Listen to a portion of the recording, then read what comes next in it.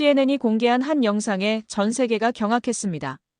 아시아 선진국 1위는 일본이라던 한 CNN 시니어 기자. K컬처의 거품, 한국의 실체를 밝히겠다는 기자의 당찬 꿈은 인천공항에 도착한 지 단 3분 만에 180도 바뀌었습니다. 도대체 한국의 무엇이 그녀의 꿈을 무너뜨린 걸까요? 전 세계로 생중계된 충격적인 한국의 모습. 지금 시작합니다. 저는 안나 애시튼입니다. CNN 뉴욕 본사에서 시니어 다큐멘터리 기자로 일하고 있어요. 그날도 평소와 다르지 않았습니다. 도쿄 다큐멘터리 시사회장에서 쏟아지는 찬사를 들으며 뿌듯해하고 있었거든요. 도쿄의 질서라니 정말 놀라운 작품이에요. 한 평론가가 말했습니다. 아시아에서 이런 선진 시스템을 볼 수 있다니. 또 다른 사람이 감탄했죠. 사람들의 칭찬이 끝없이 이어졌어요. 저 역시 일본이야말로 아시아 유일의 선진국이라고 확신하고 있었습니다. 한자와 일본식 질서에 완전히 매료되어 있었거든요. 도쿄의 깔끔한 지하철, 정확한 시간표, 질서정연한 사람들의 모습이 제 눈에는 완벽해 보였어요. 그런데 그때 데이비드 앤더슨 디렉터가 다가왔습니다. 안나, 다음 프로젝트 얘기 좀 하자. 저는 당연히 유럽이나 미국의 어떤 흥미로운 도시일 거라고 생각했어요. 어디요? 서울이야. 순간 머리가 멍해졌습니다. 서울이라고요? 서울에 가서 뭘 찍으라는 거예요? K-팝 거리요? 제가 냉소적으로 물었죠. 솔직히 말하면 한국은 제게 그저 일본의 싸구려 버전 정도로 여겨졌거든요. K-팝이야 유행하고 있지만 그것도 가벼운 대중문화 아닌가요? 데이비드는 웃으며 말했습니다. 최근 다른 언론들이 한국을 너무 띄우고 있어. 우리만은 냉정하게 봐야 하지 않겠어? 그 말에 저는 고개를 끄덕였어요. 맞다, 누군가는 객관적인 시선으로 봐야 한다고 생각했거든요. CNN 기자로서 감정에 휘둘리지 않고 사실만을 전달하는 게 제 역할이었죠. 알겠습니다. 언제 출발하죠? 다음 주 월요일이야. 일주일 정도 취재하고 와. 시사회장을 나서면서 저는 여전히 의구심이 들었어요. 서울이 도쿄만큼 흥미로운 도시일 리 없다고 생각했거든요. 제가 아는 한국은 북한과 분단된 나라, 전쟁의 상흔이 남은 곳, 그리고 최근 K-팝으로 유명해진 정도였어요. 집에 돌아와서 한국에 대한 자료를 찾아봤습니다. 경제성장, 민주화, IT 강국 같은 키워드들이 보였지만 여전히 와닿지 않았어요. 일본이 이미 수십 년 전에 이뤄낸 것들을 뒤늦게 따라하는 게 아닌가 싶었거든요. 또 아시아 개발 스토리겠지. 저는 한숨을 쉬며 노트북을 덮었습니다.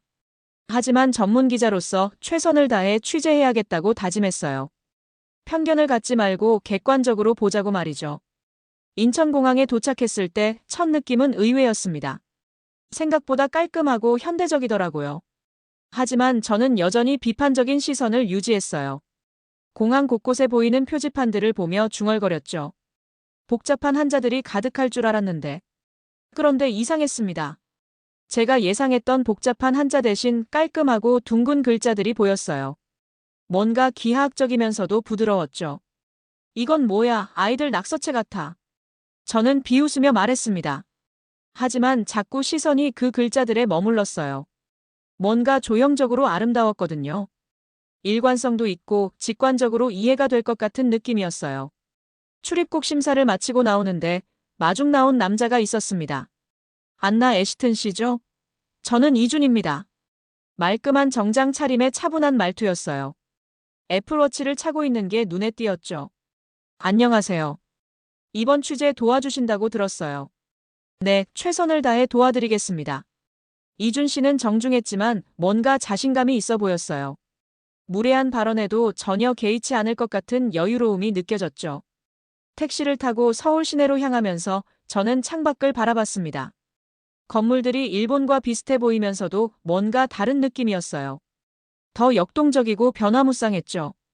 혹시 한국에 대해 어떤 인상을 가지고 계신가요? 이준 씨가 조심스럽게 물었습니다.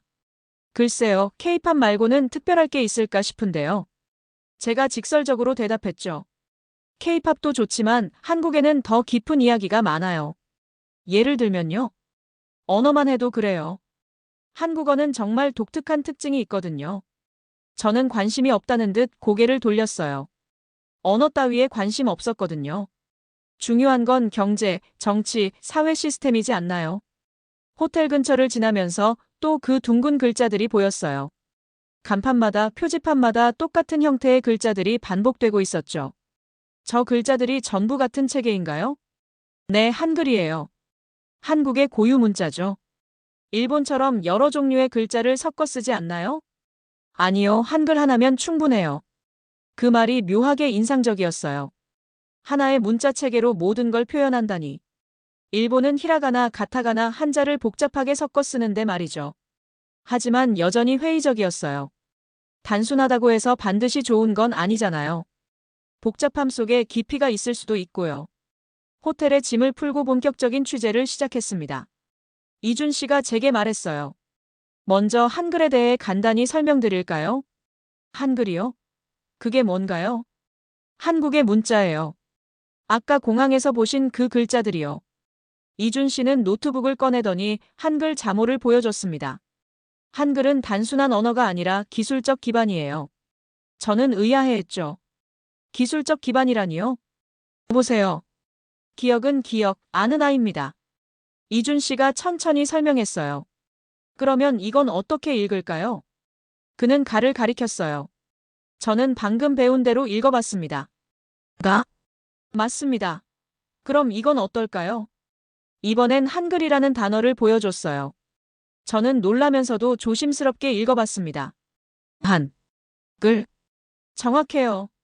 순간 충격이었습니다. 제가 방금 한국어를 읽었다고요? 내가 방금 읽었다고요? 네, 5분 만에 한글을 읽으셨어요. 이준 씨가 미소 지었습니다. 저는 믿을 수 없었어요. 일본어 배울 때는 히라가나, 가타가나, 한자까지 익히는데 몇 달이 걸렸거든요. 정말 이렇게 쉬운 건가요? 네, 한글은 표음 문자이면서 조합형 문자예요. 24개 자모만 알면 모든 소리를 쓸 수 있죠. 이준 씨가 더 자세히 설명해 줬어요. 자음 14개, 모음 10개. 이걸로 끝이에요. 일본어는 히라가나만 해도 46개인데. 그뿐만 아니라 한글은 외래어 표현에도 탁월해요. 어떤 언어든 한글로 표기할 수 있거든요. 그 말이 흥미로웠어요. 예를 들어보세요. 영어 맥도날드를 일본어로 쓰면 마쿠도나르도가 되죠. 하지만 한글로는 맥도날드예요.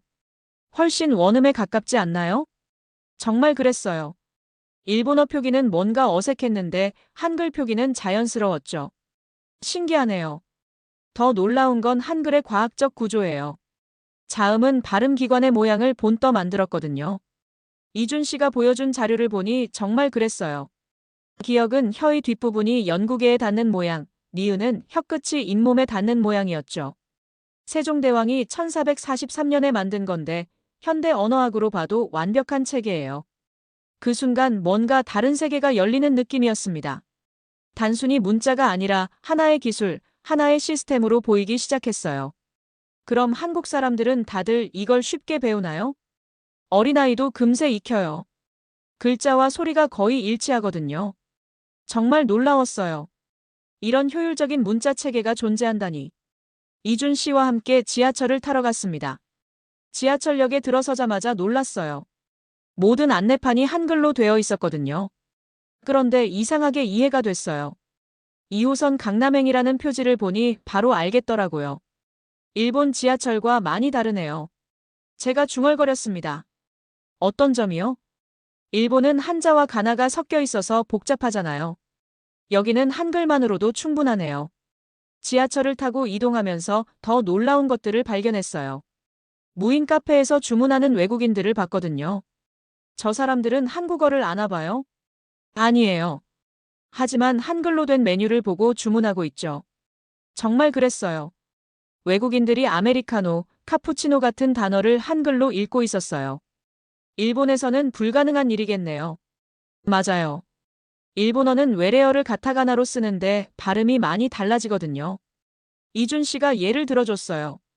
커피를 일본어로 쓰면 코우이가 되는데 실제로는 코이에 가깝게 들려요. 하지만 한글로는 커피 그대로죠. 그때 스마트 키오스크에서 주문하는 젊은 외국인을 봤어요. 그는 영어 메뉴 대신 한글 메뉴를 보고 있었죠. 저 사람은 왜 한글로 주문하는 거죠? 한글이 더 정확하거든요. 핫 아메리카노를 영어로 말하면 발음이 애매할 수 있지만 핫 아메리카노라고 한글로 읽으면 정확해요. 정말 신기했어요. 문자가 이렇게 실용적일 수 있다니. 지하철에서 내려 거리를 걸으며 더 많은 것들을 관찰했습니다. 모든 간판, 표지판, 광고판이 한글로 되어 있었는데 하나도 어렵게 느껴지지 않았어요. 일본은 글자부터 장벽이야. 한국은 그 장벽이 없네요. 제가 속으로 중얼거렸죠. 카페에 들어가서 아이폰을 테이블에 방치해두고 화장실에 다녀왔어요. 30분 후에 돌아와도 그대로 있더라고요. 이상하네요. 뉴욕이었다면 벌써 사라졌을 텐데. 한국은 신뢰사회예요. 이준 씨가 말했습니다. 신뢰사회요? 네, 서로를 믿고 살아가는 거죠. 이것도 한글과 관련이 있어요. 문자와 신뢰가 무슨 상관이에요? 한글은 누구나 쉽게 배울 수 있어요. 그래서 정보의 격차가 적죠. 모든 사람이 같은 정보에 접근할 수 있으니까 사회적 신뢰가 쌓이는 거예요. 그 말이 와닿았어요. 문자가 복잡하면 교육받은 사람과 그렇지 않은 사람 사이에 차이가 생기겠죠. 새벽 배송 기사를 인터뷰할 기회가 있었어요. 이렇게 늦은 시간에도 배송하시는군요. 네, 우리는 물건이 아니라 마음을 배송합니다. 그 말이 인상적이었어요. 단순한 서비스가 아니라 신뢰를 배송한다는 철학이었죠. 처음으로 그녀의 편견이 의문으로 바뀌기 시작했습니다. 며칠간 서울을 돌아다니며 다양한 실험을 해봤습니다. 정말 신기한 일들이 계속 일어났어요. 첫 번째 실험은 카페였어요. 홍대의 한 카페에서 핸드백을 테이블에 그대로 두고 30분간 자리를 비웠거든요. 뉴욕이었다면 상상도 못할 일이죠. 돌아와 보니 핸드백이 그대로 있었어요. 누구도 건드리지 않았더라고요. 이게 정상인가요? 이준 씨에게 물었습니다. 네, 한국에서는 흔한 일이에요. 두 번째 실험은 새벽 배송이었어요. 밤 11시에 온라인으로 생필품을 주문했는데 다음 날 아침 7시에 도착했어요. 배송기사분께 인터뷰를 요청했습니다. 이렇게 빠른 배송이 가능한 이유가 뭔가요? 시스템이 잘 되어 있어서죠. 그리고 우리는 물건이 아니라 마음을 배송한다고 생각해요. 그 말이 깊이 와닿았어요. 단순한 물류가 아니라 신뢰를 전달하는 거였죠. 세 번째 실험은 가장 놀라웠어요. 지하철역의 스마트 키오스크에서 외국인들이 어떻게 주문하는지 관찰했거든요. 한 독일 관광객이 한글 메뉴를 보고 주문하고 있었어요. 실례합니다. 한국어 아시나요? 제가 영어로 물었습니다. 아니요, 전혀요. 하지만 한글로 써 있는 메뉴가 더 정확해요. 어떤 뜻인가요? 영어로 불고기 버거라고 하면 발음이 애매하잖아요. 하지만 불고기 버거라고 한글로 보면 정확히 알 수 있어요. 정말 그랬어요. 한글의 표음 문자 특성상 외래어도 원음에 가깝게 표현되니까 외국인들이 오히려 더 쉽게 이해하는 거였죠. 이런 경험들을 하면서 이준 씨가 말했던 것들이 이해되기 시작했어요. 한글은 정보를 품는 도구이자 신뢰를 표현하는 약속이에요. 그의 말이 이제야 무슨 뜻인지 알겠더라고요. 네 번째 실험은 디지털 환경에서였어요. 한국의 모든 시스템이 한글 기반으로 작동한다는 걸 확인했죠. 지하철 노선도, 버스 정보, 택시 앱, 음식 주문 앱 모든 게 한글로 통일되어 있었어요. 반면 일본은 한자, 히라가나, 가타가나가 섞여 있어서 외국인들이 헷갈려 하더라고요. 일본 지하철에서는 관광객들이 길을 잃는 경우가 많아요. 이준 씨가 설명했습니다. 한자를 모르면 역 이름을 읽을 수 없거든요. 하지만 한글은 표음 문자라서 소리만 알면 읽을 수 있어요. 다섯 번째 실험은 언어의 포용성이었어요. 한글로 표현할 수 없는 외국어가 있는지 찾아봤거든요. 프랑스어 안녕하세요는 봉주르, 독일어 안녕하세요는 구텐탁, 아랍어 인사는 아흘란. 모든 언어가 한글로 자연스럽게 표현됐어요. 한글의 자모조합으로 표현할 수 없는 소리가 있나요? 거의 없어요. 세계 언어학자들이 놀라는 부분이 바로 그거예요. 이준 씨의 답변이었습니다. 저의 확신은 점점 깊어졌고 처음으로 제 편견이 의문으로 바뀌기 시작했어요. 취재 5일째 되던 날 CNN 본사에서 전화가 왔습니다. 데이비드 디렉터였어요. 안나, 어때? 취재는 잘 되고 있어? 네, 예상보다 흥미로운 것들을 많이 발견했어요. 그래? 뭔가 특별한 게 있나? 저는 한글에 대해 설명하려다가 멈췄어요. 데이비드의 목소리에서 뭔가 다른 의도가 느껴졌거든요. 안나, 솔직히 말하자면 우리 방향성을 조금 바꾸려고 해. 어떤 뜻인가요? 일본을 더 부각시키고 한국은 기술적 불균형을 부각하라는 거야. 아직도 선진국과는 차이가 있다는 식으로 말이야. 순간 머리가 복잡해졌어요. 지난 며칠간 제가 본 건 전혀 다른 모습이었거든요. 하지만 제가 본 한국은, 안나, 너도 알잖아. 우리는 객관적이어야 해. 너무 감정적으로 접근하지 마. 전화를 끊고 나서 혼란스러웠어요. 커리어냐, 진실이냐의 기로에 선 거죠. 호텔방에서 지금까지 찍은 영상들을 편집하면서 고민했습니다. CNN 본사의 요구대로 하면 승진도 보장되고 안정적일 거예요. 하지만 제가 직접 본 한국의 모습과는 완전히 다른 이야기가 될 테죠. 편집하다가 제 노트를 다시 펼쳤어요. 한글을 배우면서 적었던 메모들이 보였습니다. 한글은 인간 중심의 프로그래밍 언어다. 이준 씨가 했던 말이 생각났어요. 안나 씨, 한글은 단순히 문자가 아니에요. 소통의 철학이자 신뢰의 기반이죠. 그때 깨달았어요. 제가 지금까지 본 한국의 효율성, 신뢰사회, 디지털 혁신의 기반에 한글이 있다는 걸 말이에요. 다음 날 아침, 이준 씨에게 말했습니다. 한글에 대한 다큐멘터리를 만들고 싶어요. 정말요? 네, 하지만 본사에서는 다른 방향을 원해요. 이준 씨는 잠시 생각하더니 말했어요. 그럼 라이브 방송은 어떨까요? 편집 없이 실시간으로 전 세계에 보여주는 거죠. 그 아이디어가 번뜩 떠올랐어요. 편집할 시간도 없고 본사에서 간섭할 수도 없는 라이브 방송 말이에요. CNN 라이브로 서울에서 직접 방송할 수 있을까요? 시도해 볼까요? 그날 오후, 저는 결심했습니다. 서울의 진짜 모습을 세상에 보여주기로 한 거죠. 라이브 방송 준비를 하면서 마음이 뛰었어요. 제 기자 생활에서 가장 중요한 순간이 될 것 같았거든요. 한글 노트를 다시 보며 중얼거렸습니다. 이게 진실이야.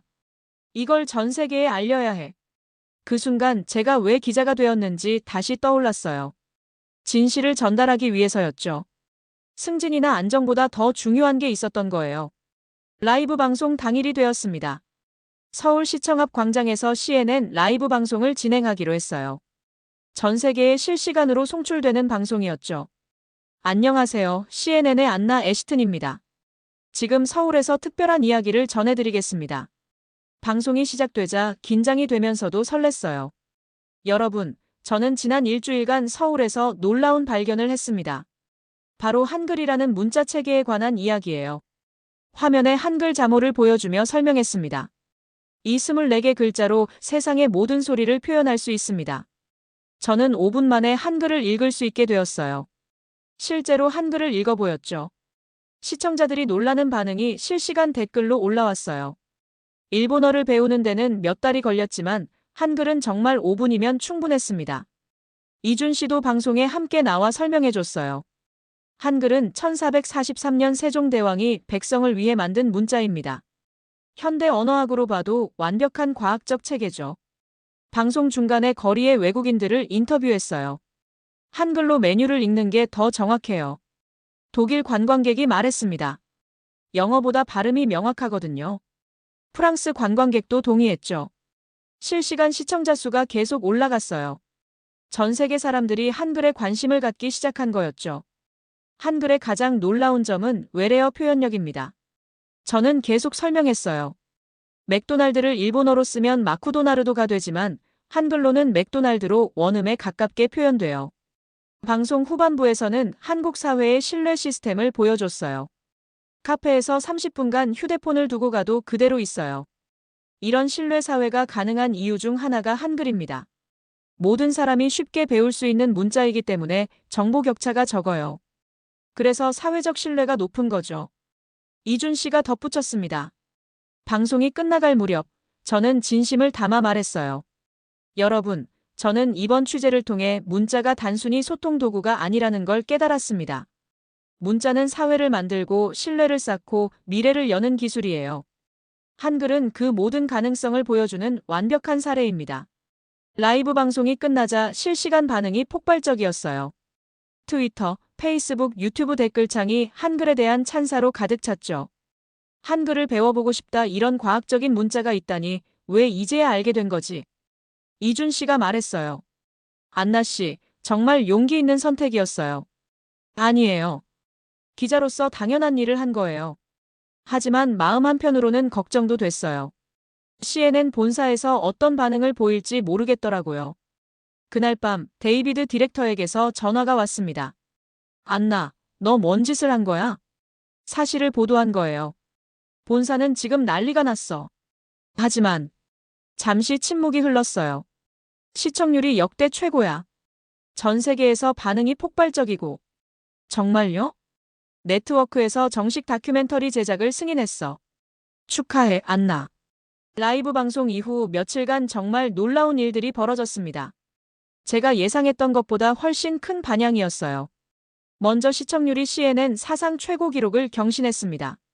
전 세계에서 2억 명이 넘는 사람들이 시청했다고 하더라고요. 소셜미디어 반응도 폭발적이었어요. 한글 학습 앱 다운로드가 하루 만에 100만 건을 넘었죠. 한글 5분 챌린지가 전 세계적으로 유행하기 시작했어요. 사람들이 5분 만에 한글을 배우는 영상을 올리는 거였죠. 더 놀라운 건 학계의 반응이었습니다. 하버드, 옥스퍼드, 소르본 대학에서 한글 연구 프로그램을 신설하겠다고 발표했어요. 문자와 사회 발전의 상관관계를 연구하는 데 한글만큼 완벽한 사례는 없다고 언어학자들이 말했습니다. 그리고 정말 깜짝 놀랐던 건 유네스코의 발표였어요. 한글의 디지털 표준화 방안을 검토하겠다고 공식 발표했거든요. 전 세계 소수 언어들을 보존하는데 한글 체계를 활용하겠다는 계획이었죠. 글로벌 기업들의 움직임도 빨랐어요. 구글, 마이크로소프트, 애플이 한국식 언어 API 시스템 도입을 검토한다고 발표했습니다. 한글의 직관적 표기 시스템이 AI 언어 처리에 혁신을 가져올 것이라는 게 이들의 판단이었어요. 제 다큐멘터리 한글 코드 제작도 본격화됐습니다. CNN에서 특별 제작비를 배정해줬고 이준 씨도 공동 연출자로 참여하게 됐어요. 안나 씨 덕분에 한글이 세계적 관심을 받게 됐어요. 이준 씨가 고마워했지만 저는 오히려 그에게 더 감사했어요. 아니에요. 이준 씨가 가르쳐주지 않았다면 저도 몰랐을 거예요. 다큐멘터리 촬영을 마치고 귀국하는 날 인천공항에서 이준 씨와 작별 인사를 나눴습니다. 정말 고마웠어요. 이준 씨가 보여준 한글 덕분에 제 인생이 바뀌었어요. 안나 씨야말로 한글을 세계에 알려주셔서 감사해요. 그때 저는 진심으로 말했어요. 이 도시는 저를 읽게 했어요. 아니, 세상을 다시 읽게 했어요. 공항에서 작은 메모를 한글로 써서 이준 씨에게 건넸습니다. 글자는 배우는 것이 아니라 깨닫는 것이다. 이준 씨가 그 메모를 보고 미소 지었어요. 한글로 쓰시니까 더 의미 있게 느껴지네요. 비행기 안에서 창밖에 서울을 내려다보며 생각했어요. 일주일 전의 저와 지금의 저는 완전히 다른 사람이 됐다는 걸 말이에요. 처음에는 일본의 싸구려 버전이라고 생각했던 서울이 이제는 제 두 번째 모국같이 느껴졌어요. 한글 코드는 방영 후 에미상 다큐멘터리 부문을 수상했습니다. 전 세계 언어학자들이 문자와 문명에 대한 새로운 시각을 제시했다고 평가해줬어요. 6개월 후 저는 다시 서울을 찾았습니다. 이번에는 관광객이 아니라 한글 홍보대사로서 말이에요. 이준 씨와 재회하며 말했어요. 한글은 정말 세상을 바꾸는 기술이었어요. 기술보다 앞선 건 결국 사람 간의 신뢰죠. 이준 씨의 말이 마음에 깊이 와닿았습니다. 한글이 만든 건 단순한 소통이 아니라 신뢰와 이해였던 거예요. 그날 저는 한글로 일기를 썼습니다. 제 인생에서 가장 의미 있는 문장을 말이에요. 한글을 만나고 나서야 진짜 기자가 되었다.